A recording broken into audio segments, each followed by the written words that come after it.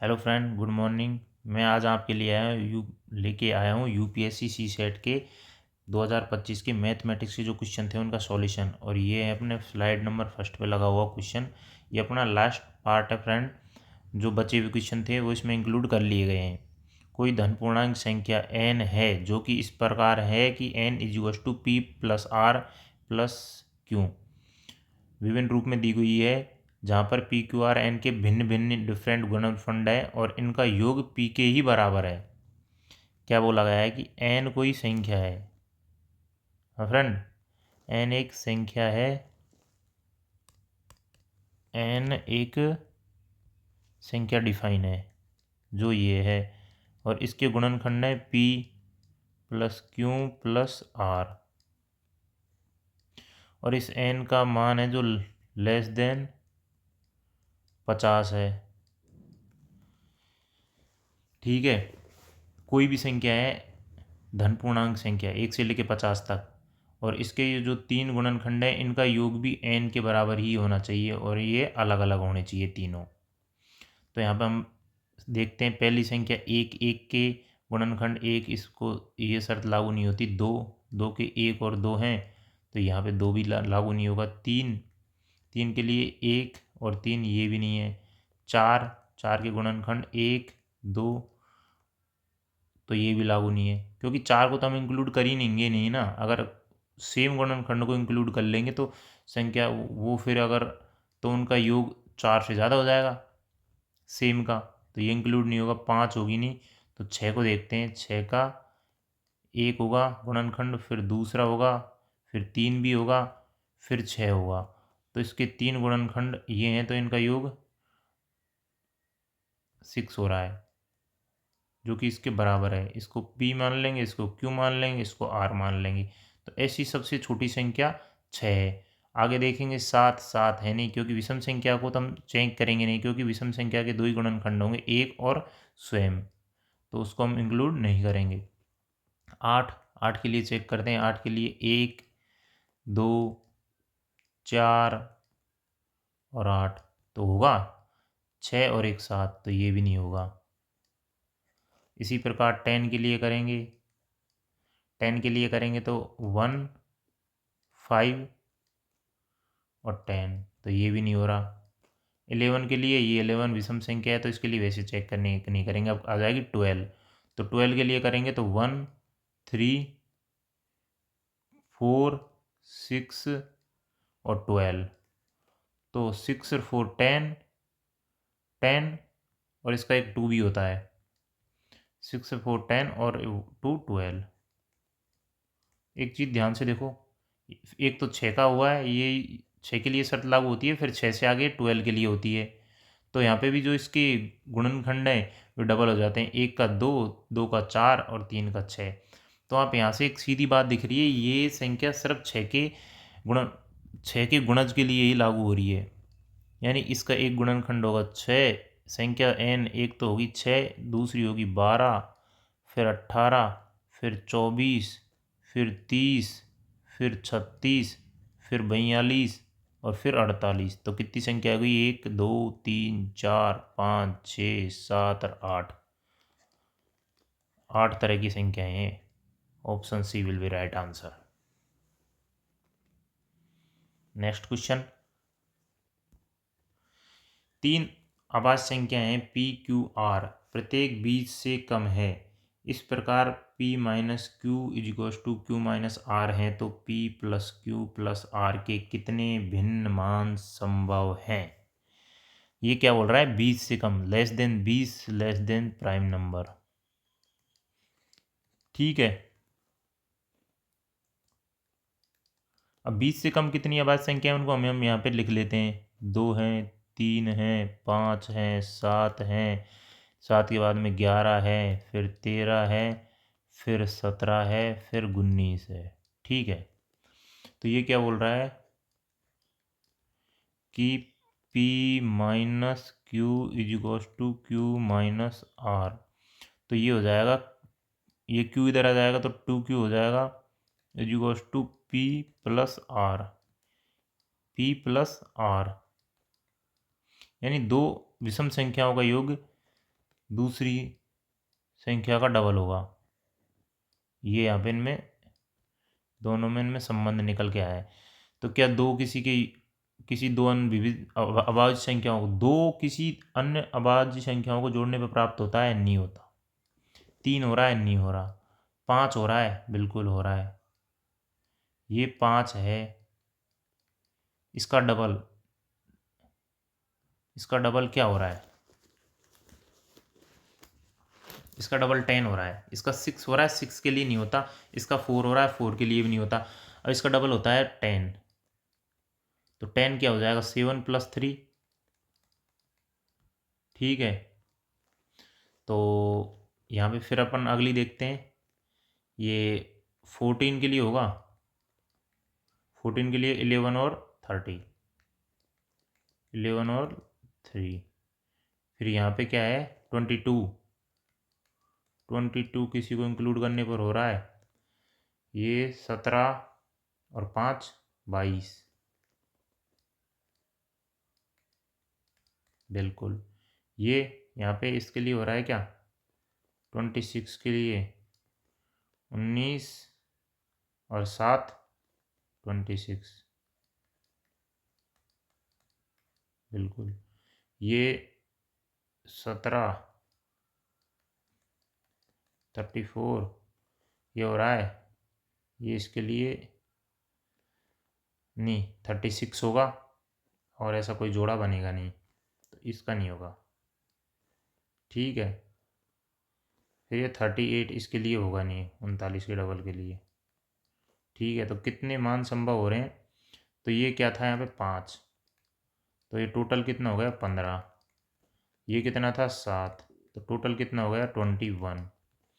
ये कितना था? 11। तो ये कितना होगा? 22 और 11 33। ये कितना था यहाँ पे? 26। 26 और 13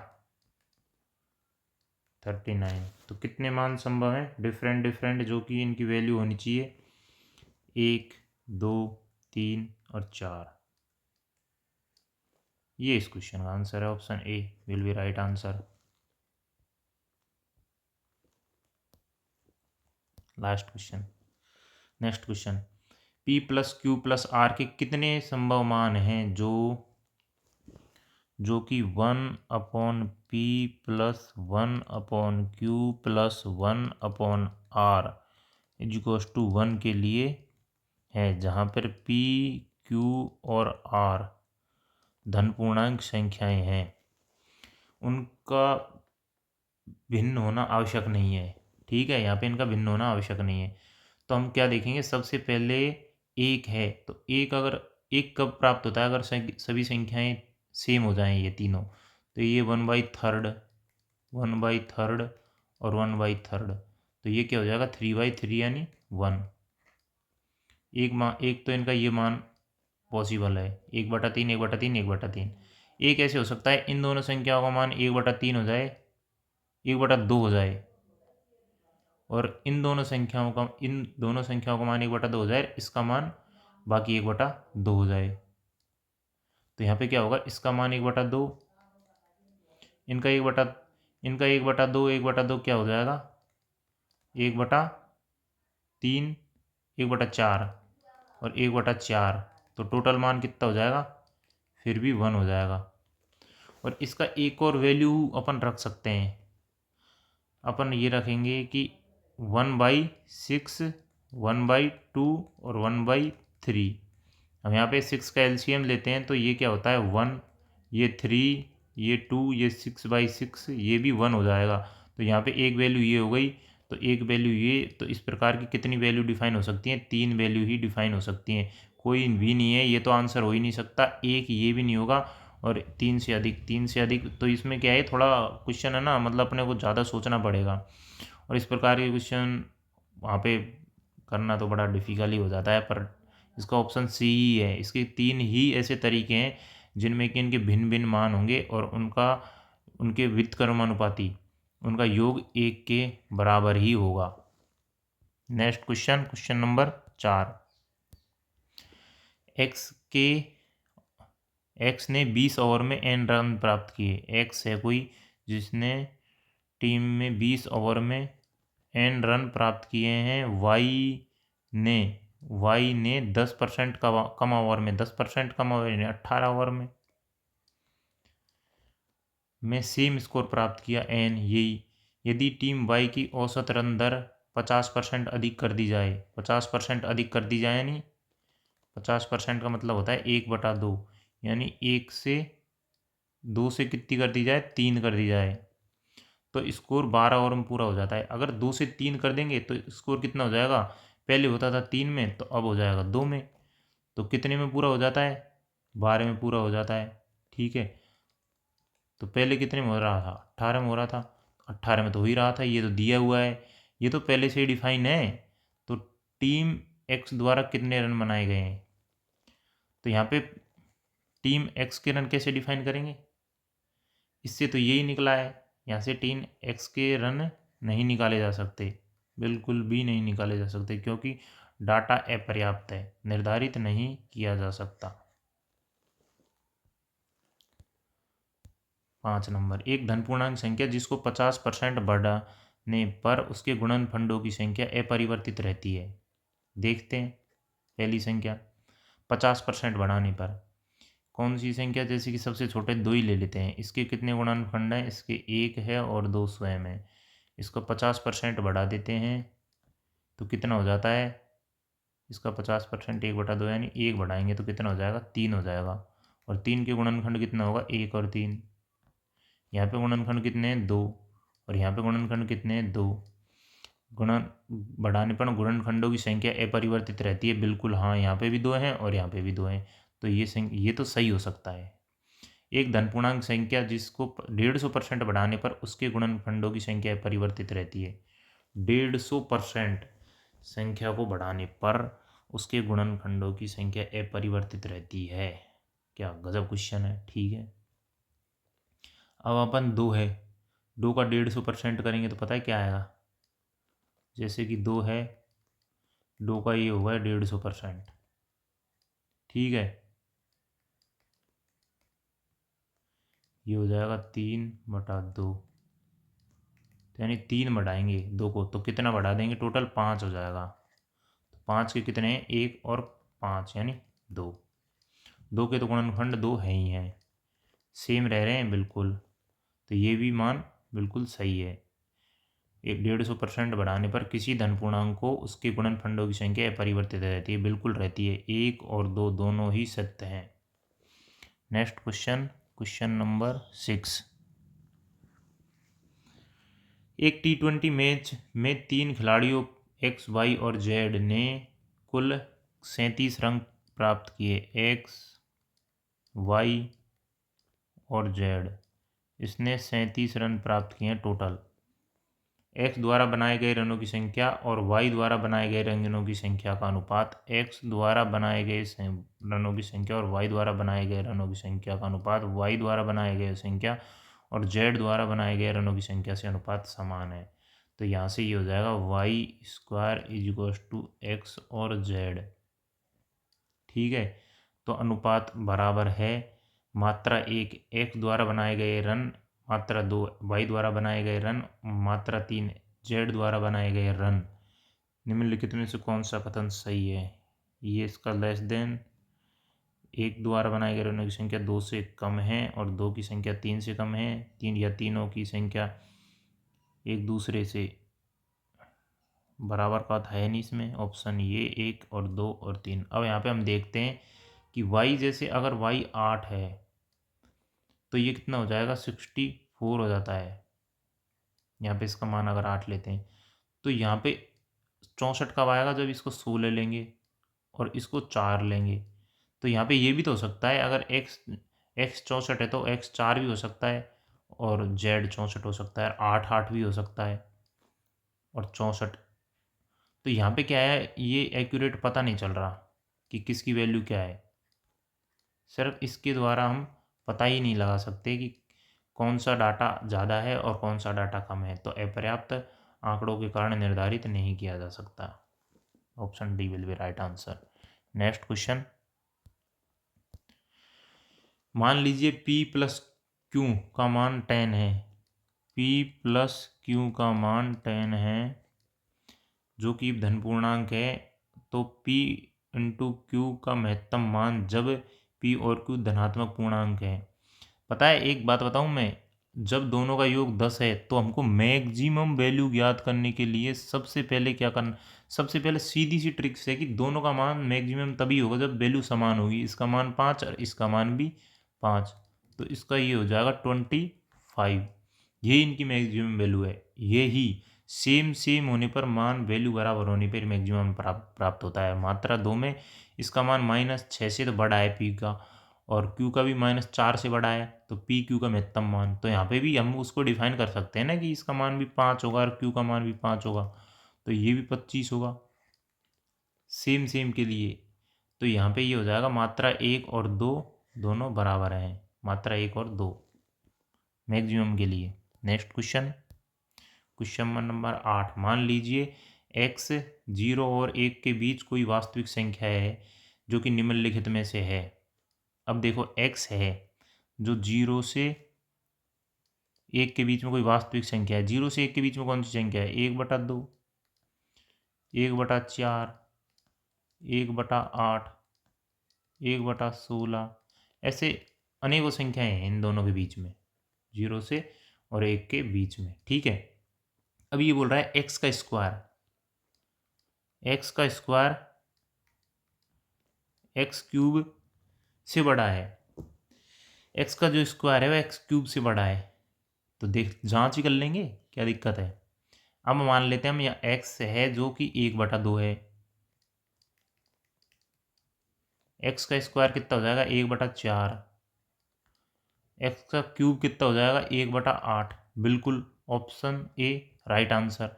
1/4 का मान 1/8 से ज़्यादा है, क्योंकि ये 12.5 होता है, ये 12.5 होता है परसेंटेज में, ये होता है 25%।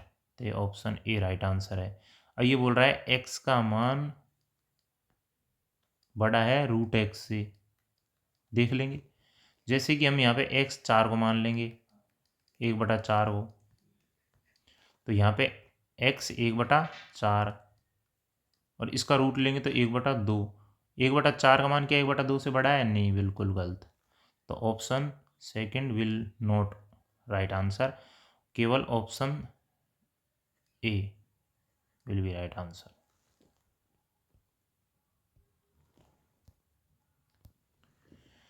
ग्यारह संख्याओं के समुच्चय इस प्रकार है कि समुच्चयों की संख्या के एवरेज का न्यूनतम मान जब वे क्रमागत पूर्णांक हैं क्या है? समुच्चयों की संख्या के औसत का न्यूनतम मान जब वे क्रमागत पूर्णांक में है तो क्या है? लेस देन इक्वल टू -5 है। ये -5 से मतलब बराबर भी हो सकते हैं और बड़े भी हो सकते हैं। तो क्रमागत पूर्णांक मान क्या होगा? न्यूनतम मान, इनका मान, ठीक है ना।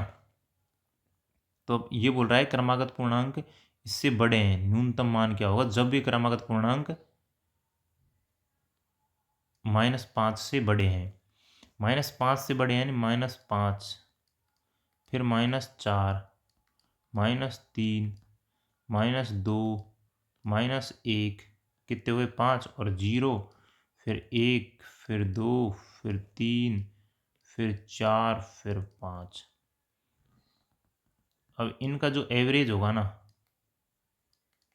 वो होगा 0, क्योंकि यहाँ पे इन टोटल नेगेटिव से पॉजिटिव कट जाएगा और अपॉन 11 है तो उसका कोई मान नहीं रहेगा। ये इसका एवरेज स्कोर रहेगा जिसका मान रहेगा 0। ये न्यूनतम है क्योंकि अपन -5 से ले रहे हैं। अगर अपन आगे से लेंगे जैसे -1 से लेंगे या फिर 0, 1 से लेंगे तो फिर मान ज़्यादा आएगा। ये बोला है कि न्यूनतम मान, तो न्यूनतम मान के लिए हम यहीं से करेंगे, जो छोटी से छोटी संख्या है ना उससे ही शुरू करते हैं। न्यूनतम मान के लिए तो -5 से ही शुरू करेंगे। तो ये तो मात्रा 1 हो गई इसकी जो कि 0 है। अब ये अगला क्या बोल रहा है कि समुच्चय की संख्याओं के गुणनफल का न्यूनतम मान जब वे क्रमागत ऋणोत्तर पूर्णांक है। गजब, ऋणोत्तर पूर्णांक है तो क्रमागत क्या होगा? यानी ऋणोत्तर का मतलब है जब नॉन नेगेटिव है। नॉन नेगेटिव है तो यानी वो यहाँ से शुरू हो सकते हैं, 0, 1, 2, 3, 4, 5, 6, 7, 8, 9 और 10 तक होंगे, तो उनके गुणनफल, तो यहाँ पे 0 आ रहा है तो उनका गुणनफल 0 से इंटू होगा। इनका किसी का भी मान, n संख्याओं का मान 0 से गुणा होता है तो 0 ही हो जाएगा, तो ये भी 0 आएगा, यानी मात्रा 1 और मात्रा 2 का मान समान है। बिल्कुल ये दोनों बिल्कुल समान हो जाएंगे। Option C right answer, option C right answer. अब ये नेक्स्ट क्वेश्चन, मान लीजिए पी क्यू आर एस भिन्न शून्येतर अंक हैं यदि पी और क्यू इंटू पी क्यू, यदि पी इंटू पी क्यू, यहाँ पे आर आर एस एस है, जहाँ पे पी का मान या तो 3 है या 3 से छोटा है, क्यू का मान 4 है 4 से छोटा है, तो क्यू किसके बराबर है, तो यहाँ पे क्यू किसके बराबर होगा। अब हम देखते हैं, यहाँ पे पी को 1 1 ले लेंगे तो क्यू क्या होगा, पी 1 होगा और क्यू 4 हो, अगर 2 होगा तो संख्याएं 4 अंक की नहीं होगी, 3 अंक की होगी, कि इसका मान क्या हो रहा है, हम इसको गुणा करेंगे तो ये हो जाएगा कि 1000 से ऊपर नहीं जा रहा, तो ये पॉसिबल नहीं है। अगर हम 13 ले लेंगे तो भी पॉसिबल नहीं है, यहाँ पे 4 ले लेंगे तो भी पॉसिबल नहीं है, तो इसके लिए हम क्या करेंगे, इसके लिए हम करेंगे यहाँ पे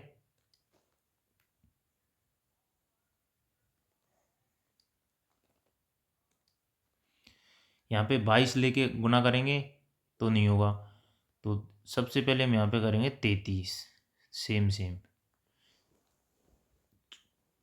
पी का मैक्सिमम मान ही यहाँ पे पुटअप करेंगे, 33 होगा, तो ये पी तो 3 होगा ही होगा, और क्यू का मान क्या होगा, ठीक है ना, तो हम क्यू का मान लेंगे 33, तो संख्या को करेंगे यहाँ पे क्या हो जाएगी 99 और 99, तो क्या हो रहा है 9, 8 और 10, तो ये क्या बराबर है, ये नहीं है, तो हम क्या करेंगे अगला लेंगे 33, तो ये यानी 33 इंटू यहाँ पे मान पी का 3 और क्यू का मान ये लेंगे 4, अब इसको गुणा करेंगे 12 1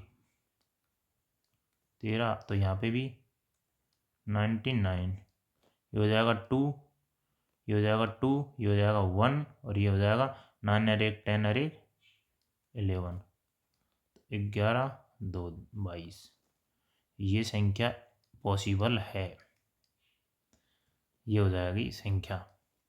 तो ये पूछ रहा है आर 1 है एस 1 है, ठीक है।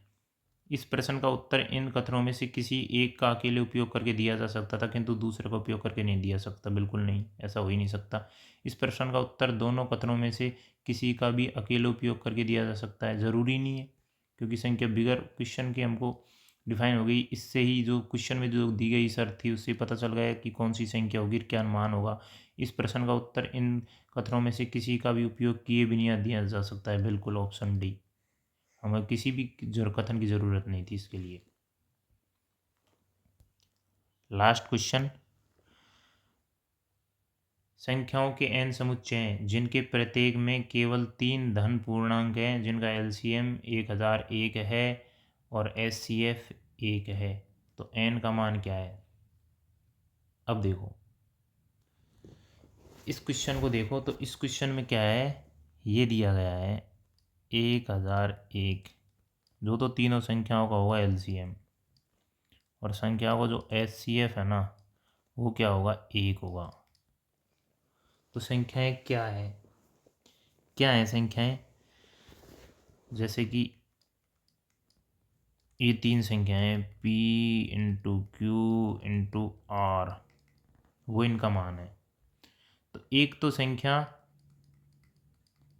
7 है, एक संख्या 11 है, एक संख्या 13 है, वो 7 11 13 3 विषम संख्याएं होती हैं, तो इनका गुणनफल ये ही होगा, करके देख लो 77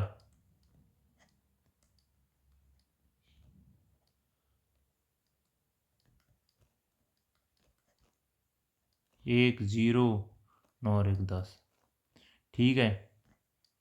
तो यहाँ पे क्या है कि 3 संख्याएं हो जाएंगी P Q और R, इनका जो एलसीएम मतलब इनका गुणनफल है ना वो 1001 के बराबर होगा, और इनमें संख्याओं में कुछ भी कॉमन नहीं होना चाहिए, तो इनका एचसीएफ 1 अपने आप ही हो जाएगा।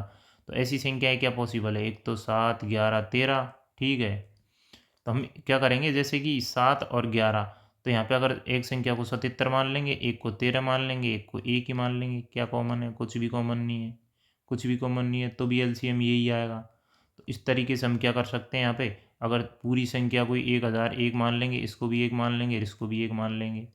इसी तरह हम यहाँ पे क्या मान लेंगे, इस संख्या को 1 मान लेंगे, इसको 77 मान लेंगे, इसको 13 मान लेंगे। या फिर ऐसे कर लेंगे हम, आगे देखो कैसे करेंगे।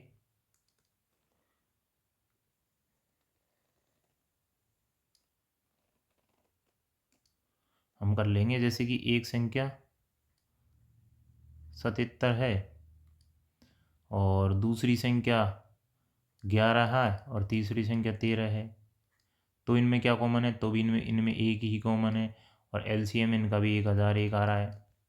या फिर हम कर लेंगे एक संख्या 1001 है, दूसरी संख्या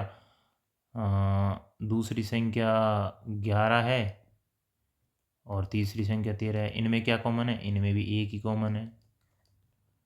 तो इस प्रकार से ऐसे कितनी संख्याएं पॉसिबल है? इस प्रकार से 8 से अधिक संख्याएं पॉसिबल है। इस बहुत सारे जोड़े बनेंगे इनके, तो वो जोड़ों की संख्या 8 से अधिक ही होगी। तो ये तो देखते ही पता चल जाएगा वहाँ पे कि ऐसे कि हम क्या करेंगे, तीन संख्याएं जैसे 7, 11, 13, एक बार 7 के साथ में तीनों संख्याओं को गुणा करके ऐसे ले सकते हैं 1001 तक। फिर एक पॉसिबिलिटी बीच में से बनेगी, फिर एक ही बनेगी। तो ऐसे अनेकों संख्याएं पॉसिबल है इस प्रकार की। तो 8 से अधिक ही इसका मान होगा।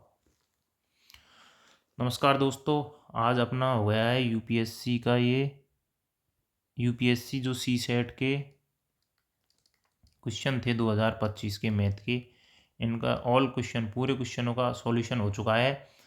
धन्यवाद। वीडियो को लाइक करें, चैनल को सब्सक्राइब करें, कमेंट करें अगर कुछ भी आपको क्वेश्चन में दिक्कत है तो, और सब्सक्राइब करें और शेयर करें।